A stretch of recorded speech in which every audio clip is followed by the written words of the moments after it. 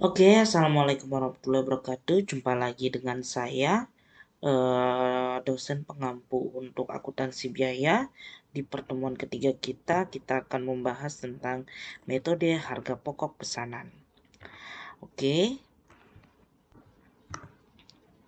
pokok pembahasannya adalah konsep pengumpulan biaya berdasarkan pesanan, manfaat informasi harga pokok pesanan, kartu pesanan bahan baku, tenaga kerja dan BOP, metode harga pokok pesanan. Pengertian metode harga pokok pesanan, metode ini digunakan oleh perusahaan yang berproduksi berdasarkan pesanan.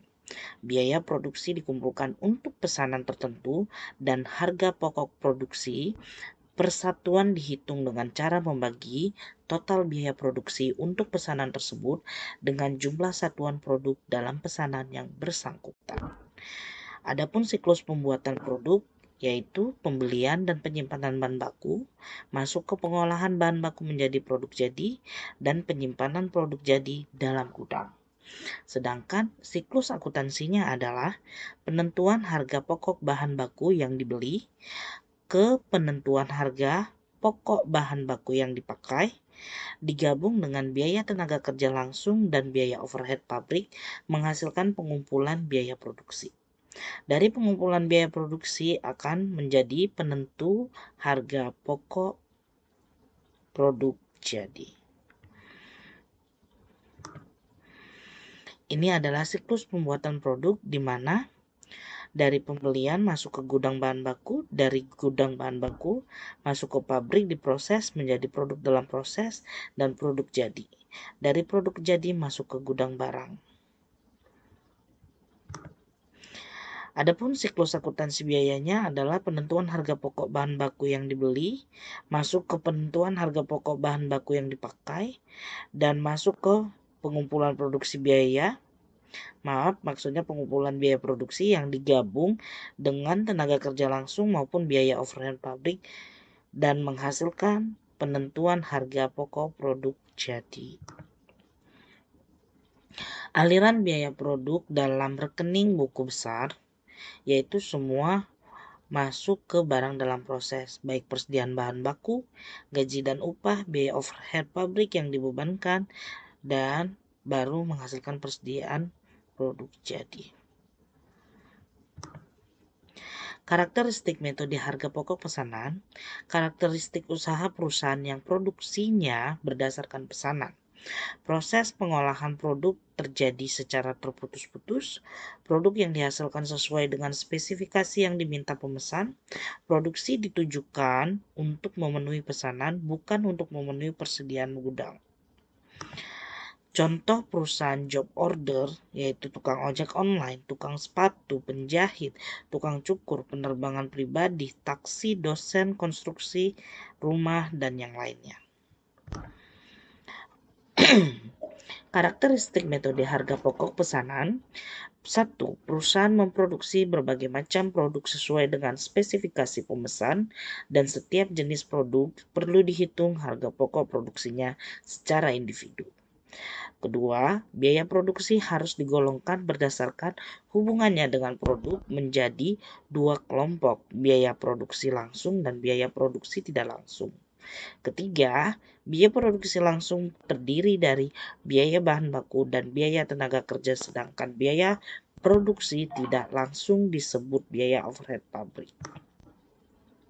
Untuk yang keempat, biaya produksi langsung dibebankan berdasarkan biaya yang sesungguhnya terjadi, sedangkan biaya overhead pabrik dibebankan berdasarkan tarif yang ditentukan di muka. Harga pokok produksi per unit dihitung saat pesanan selesai diproduksi dengan cara membagi jumlah biaya produksi yang dikeluarkan untuk pesanan tersebut dengan jumlah unit produk yang dihasilkan dalam pesanan yang bersangkutan. Manfaat informasi harga pokok pesanan adalah 1. Menentukan harga jual yang akan dibebankan ke pemesan. Kedua, mempertimbangkan penerimaan atau penolakan pesanan. Ketiga, memantau realisasi biaya produksi. Keempat, menghitung laba atau rugi tiap pesanan. Kelima, menentukan harga pokok persediaan produk jadi dan produk dalam proses yang disajikan dalam neraca. 1. Menentukan harga jual. Formula menentukan harga jual yang akan dibebankan kepada pemesan, kita melihat dari taksiran biaya produksi untuk pesanan. Akan ditambah dengan taksiran biaya non-produksi yang dibebankan kepada pesanan, maka menjadi taksiran total biaya pesanan. Ditambahkan dengan laba yang diinginkan, maka taksiran harga jual yang dibebankan kepada pemesan. Nah, menaksirkan biaya produksi dengan unsur-unsur biaya sebagai berikut. Taksiran biaya bahan baku terdiri dari taksiran biaya tenaga kerja langsung, taksiran biaya overhead pabrik ditambahkan maka menjadi taksiran biaya produksi. 2. Mempertimbangkan penerimaan atau penolakan pesanan. Jumlah harga pokok pesanan dihitung dengan unsur biaya sebagai berikut. Biaya produksi pesanan, taksiran biaya bahan baku, taksiran biaya tenaga kerja, dan taksiran biaya overhead pabrik ditambahkan dan menjadi taksiran total biaya produksi. Untuk biaya memproduksinya, taksiran biaya administrasi dan umum ditambah dengan taksiran biaya pemasaran, maka menjadi taksiran biaya memproduksi. Taksiran total biaya produksi ditambah dengan taksiran biaya memproduksi, maka menjadi taksiran total harga pokok pesanan. Ketiga, memantau realisasi biaya produksi. Perhitungan biaya produksi sesungguhnya yang dikeluarkan, biaya bahan baku sesungguhnya, biaya tenaga kerja sesungguhnya, taksiran biaya overhead pabrik ditambah menjadi total biaya produksi sesungguhnya. Hubungan pengukuran biaya, pengukuran biaya, dan pembebanan biaya. Adapun pengumpulan biaya dimulai dari pencatatan biaya. Sedangkan untuk pengukuran biaya dimulai dari klasifikasi biaya dulu. Dan pembebanan biaya dilihat dari pembebanan ke objeknya. Di sini bisa dilihat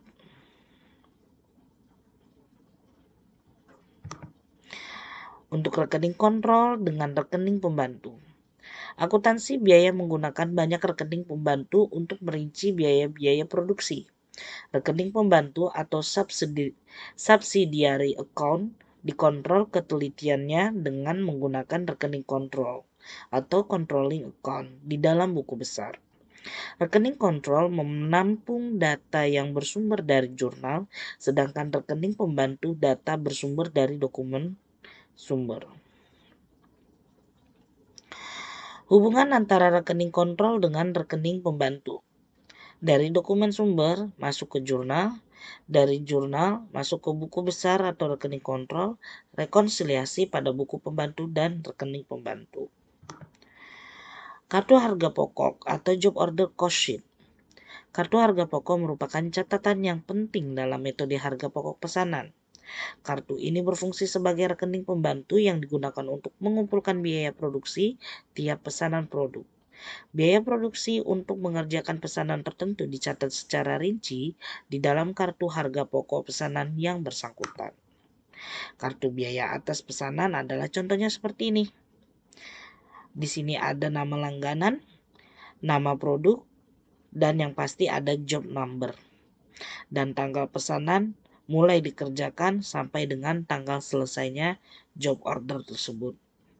Bahan baku, tanggal, nomor PO, dan tenaga kerja yang digunakan, serta BOP dibebankan. Lalu menjadi sampai dengan laba kotornya diperhitungkan. Ini adalah contoh kartu biaya pesanan. Oke. Nomor pesanan. Ini adalah biaya bahan bakunya, biaya tenaga kerjanya, dan biaya overhead pabriknya. Maka jumlah total biaya produksinya adalah sebesar ini.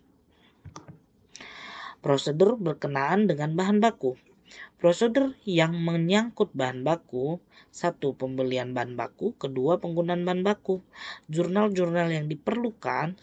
Mencatat pembelian bahan baku, maka persediaan bahan baku ada di debit, utang dagang atau kas ataupun bank ada di kredit karena berkurangnya uang dan masuknya persediaan mengakibatkan persediaan bahan baku menjadi bertambah, maka masuk di debit. Mencatat pembelian bahan penolong. Persediaan bahan penolong juga sama menjadi debit, utang dagang atau kas maupun bank itu masuk di kredit. Ketiga, prosedur bahan baku. Mencatat pemakaian bahan baku, BDP, biaya bahan baku itu bertambah, persediaan bahan bakunya berkurang karena ini masuk ke biaya dalam proses. Keempat, mencatat pemakaian bahan penolong. Ketika BOP sesungguhnya di debit, maka persediaan bahan penolongnya berkurang, maka itu di kredit. Proses biaya tenaga kerja. Prosedur biaya tenaga kerja dapat dibagi dalam 2 tahap. Mengumpulkan data-data upah, penjabaran pendapatan karyawan, dan pembayaran gaji dan upah. Yang kedua, pembagian dan pembebanan biaya upah kepada masing-masing job, bagian perusahaan, dan kelompok-kelompok biaya lainnya. Adapun jurnal-jurnal yang diperlukan adalah biaya tenaga kerja nomor 5, di mana A. mencatat yang terutang oleh perusahaan. Maka dari itu gaji dan upah masuk menjadi debit, utang gaji dan upah masuk di kredit. Untuk yang B, mencatat distribusi. Ketika BDP, biaya dalam proses untuk biaya tenaga kerja langsung itu adalah debit, BOP sesungguhnya adalah debit, biaya administrasi dan umum adalah debit, biaya pemasaran adalah debit, maka itu menjadi kumpulan dari gaji dan upah, maka masuknya di kredit. C. Pembayaran biaya gaji dan upah. Utang gaji dan upah di debit, maka kasnya di kredit. Prosedur biaya overhead pabrik. Biaya overhead pabrik dibebankan dengan tarif ditentukan di muka. Tarif ditentukan di muka suatu jumlah yang diperoleh dengan membagi total biaya overhead pabrik yang diestimasi untuk periode mendatang dengan total dasar alokasi biaya overhead pabrik yang diestimasi untuk periode mendatang. Adapun tarif BOP sama dengan estimasi BOP dasar alokasi biaya dibagi dasar alokasi biaya. Dan BOP dibebankan sama dengan tarif BOP dikali dasar pembebanan.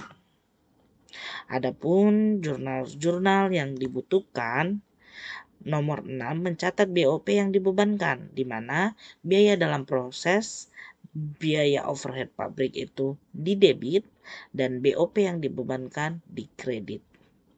Dan nomor 7, mencatat BOP yang sesungguhnya, di mana BOP yang sesungguhnya itu di debit dan macam-macam rekening yang dikredit adalah kredit. Dan yang ke-8, penutupan BOP yang dibebankan. BOP yang dibebankan itu di debit, BOP yang sesungguhnya itu di kredit. Adapun selisih BOP, selisih atau kurang BOP itu di debit dan BOP yang sesungguhnya ada di kredit. Untuk BOP yang sesungguhnya selisih lebih BOP itu kebalikannya. Jadi kalau lebih dia menjadi di kredit, kalau kurang dia jadinya di debit. Akuntansi untuk pesan selesai dan penjualan. Pencatatan harga pokok produksi jadi. Adapun jurnalnya, persediaan produk jadi di debit, untuk biaya dalam proses biaya bahan baku, biaya dalam proses biaya tenaga kerja langsung, dan BDP biaya dalam proses biaya overhead pabrik itu masuk di kredit. Untuk pencatatan harga pokok produk yang dijual, di mana di debit adalah harga pokok penjualan dan persediaan produk jadi adalah di kredit. Sedangkan untuk nomor 12, pencatatan pendapatan penjualan, piutang dagang, kas itu ada di debit, hasil penjualan ada di kredit.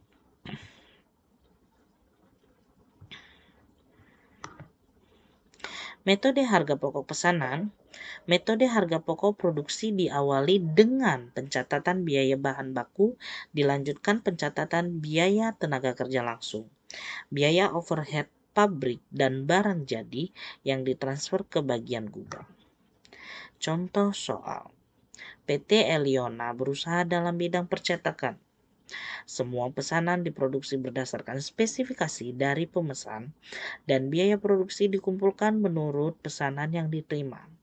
Pendekatan yang digunakan perusahaan dalam penentuan harga pokok produksi adalah full costing. Dalam bulan November 2009, PT Eliona mendapat pesanan untuk mencetak undangan sebanyak 1.500 lembar dari PT Remedy.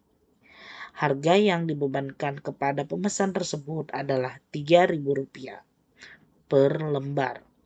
Dalam bulan yang sama, perusahaan juga menerima pesanan untuk mencetak pamflet iklan sebesar Rp1.000 per lembar. Pesanan dari PT Remedy diberi nomor 101 dan pesanan PT Oki diberi nomor 102. Berikut adalah kegiatan produksi dan kegiatan lain untuk memenuhi pesanan tersebut. Pembelian bahan baku dan bahan penolong. Pada tanggal 3 November perusahaan membeli bahan baku dan penolong, di mana bahan bakunya adalah 85 rim untuk kertas jenis X itu masing-masing 10.000, yaitu 850.000. Kertas jenis Y 10 roll sama dengan 3.500.000. Tinta A 5 kg masing-masing 100, itu 500.000. Tinta jenis B 625.000. Jumlah bahan baku yang dibeli adalah 5.475.000. Adapun bahan penolong 170.000 untuk penolong P dan bahan penolong untuk Q adalah 300.000. Jumlah bahan penolong yang dibeli adalah 470.000. Total jumlah dari bahan baku yang dibeli dengan bahan penolong yang dibeli adalah Rp5.945.000. Nah, adapun jurnal pertama persediaan bahan baku pada utang dagang itu sebanyak 5.475. Sedangkan untuk jurnal kedua adalah bahan penolong. Maka bahan penolongnya 470.000, berarti persediaan bahan penolong pada utang dagang adalah 470.000. Untuk kedua, pemakaian bahan baku dan bahan penolong dalam produksi. Untuk bahan baku yang digunakan pesanan 101, di mana kertas jenis X 85 rim masing-masing 10.000 adalah 850.000. Tinta jenis A 5 kg masing-masing 100.000 adalah 500.000. Jumlah bahan baku untuk pesanan 101 atau Remedy itu adalah 1.350.000. Sedangkan bahan baku yang digunakan untuk pesanan 102, kertas jenis Y adalah 3.500.000, tinta jenis B adalah 625.000. Totalnya adalah 4.125.000. Untuk jumlah bahan baku yang dipakai baik pesanan 1 maupun pesanan 101 maupun pesanan 102, maka totalnya adalah Rp5.475.000. Pada saat memproses dua pesanan tersebut, perusahaan menggunakan bahan penolong sebagai berikut. Bahan penolongnya adalah 100.000 untuk P, bahan penolong Q-nya adalah 200.000. Total untuk bahan penolong adalah 300.000. Masukkan data tersebut dalam kartu harga pokok pesanan yang bersangkutan. Nah, adapun jurnal ketiganya, biaya dalam proses biaya bahan baku 5.475 karena digabung untuk pesanan 101 dengan pesanan 102 pada persediaan bahan baku. Persediaannya jadi berkurang karena masuk proses BDP, biaya dalam proses. Nah, di sini jurnal keempatnya adalah BOP sesungguhnya. Persediaan bahan penolongnya berkurang karena yang berkurang 300.000 dari sini. Nah, BOP sesungguhnya naik jadi debit 300.000 rupiah. Pencatatan biaya tenaga kerja. Upah langsung pesanan 101 adalah 225 jam dengan masing-masing 4.000 rupiah. Totalnya adalah 900.000. Sedangkan upah langsung pesanan 102 itu 1.250 jam, masing-masing 4.000 juga, totalnya adalah 5 juta. Dan upah tidak langsungnya adalah 3 juta. Totalnya adalah 8.900.000.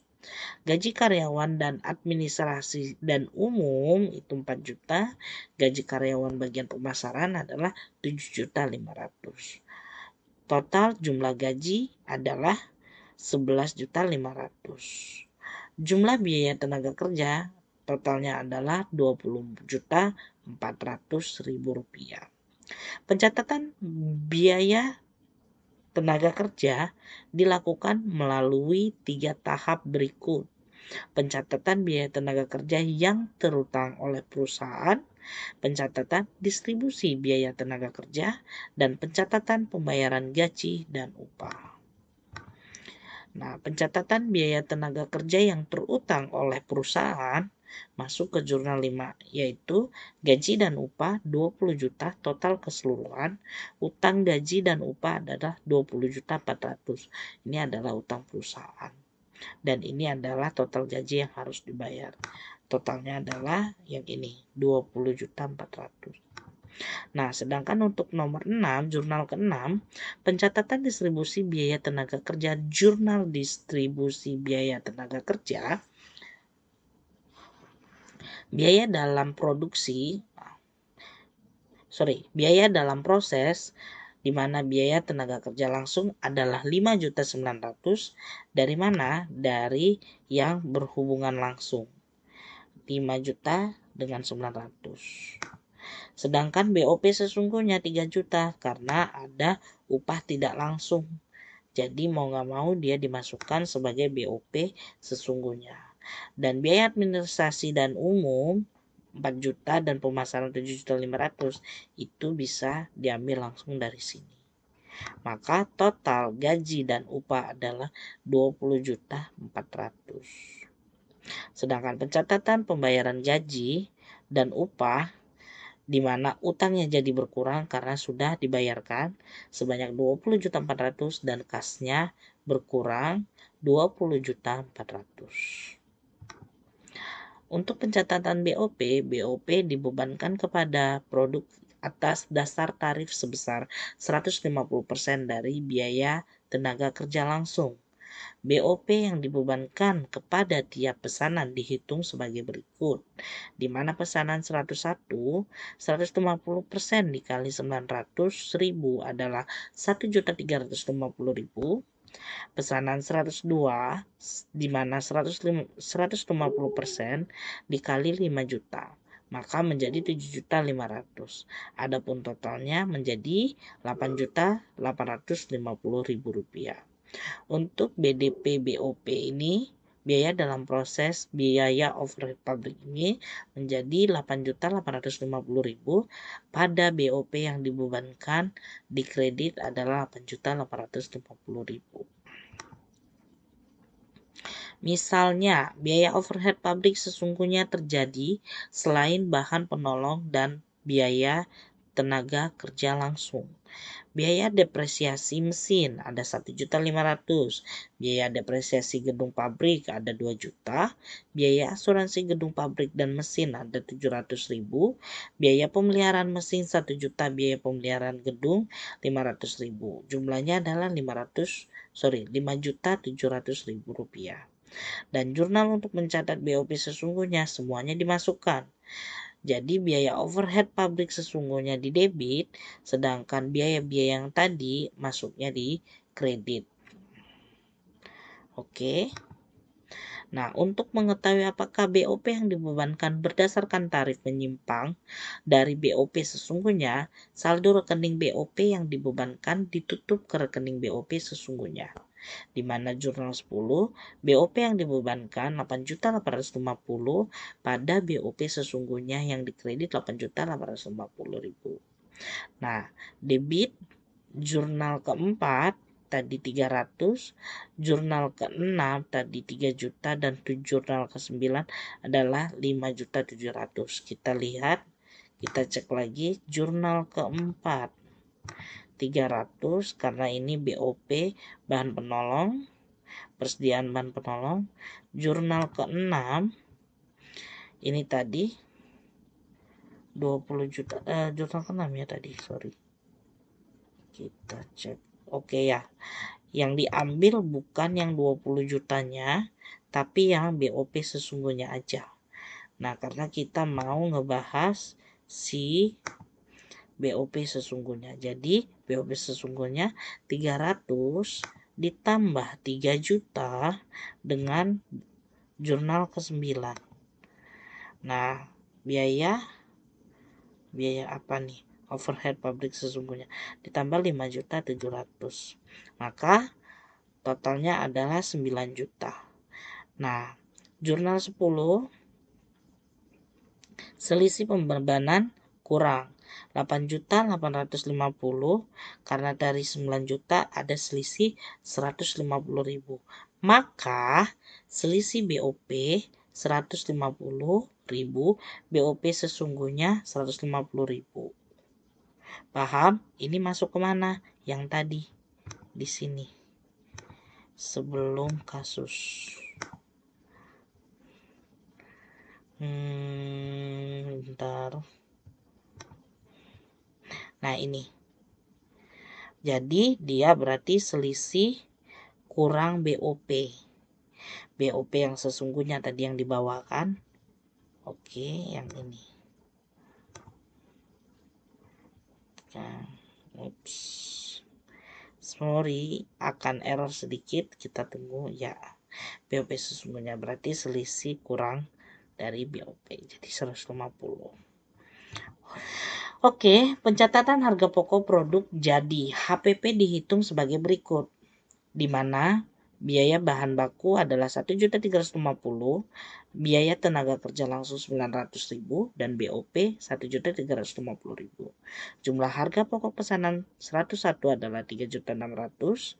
Jurnal untuk ke-12 adalah persediaan produk jadinya 3.600.000, dan yang ketiganya masukin masing-masing, baik biaya bahan baku, biaya tenaga kerja langsung, maupun BOP.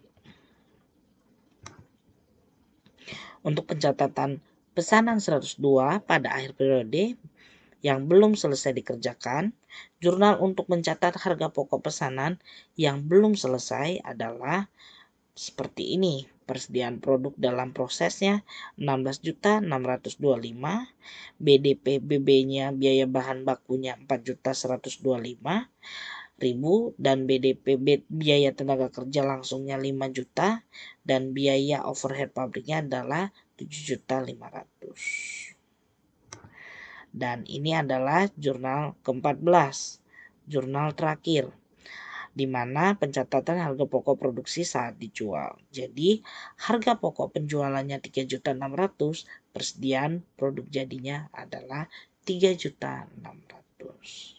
Oke, sampai di sini. Mohon dibaca lagi karena kita sudah masuk ke perhitungan.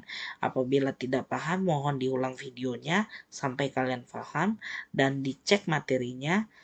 Jangan sampai ada yang ketinggalan. Oke, sampai jumpa.